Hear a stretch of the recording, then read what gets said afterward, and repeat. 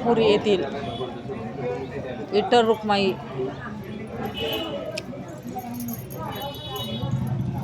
श्री ताकपिठे विठोबा विठ्ठल रुक्मिणी व आईसाहेब चंद्रभागा यांचे स्नान करून विठ्ठल रुक्मिणीचे आज आम्ही सकाळी दर्शन घेतले आहे।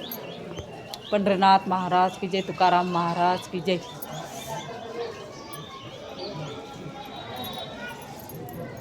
पांडुरंग हरी पांडुरंग हरी पांडुरंग हरी पांडुरंग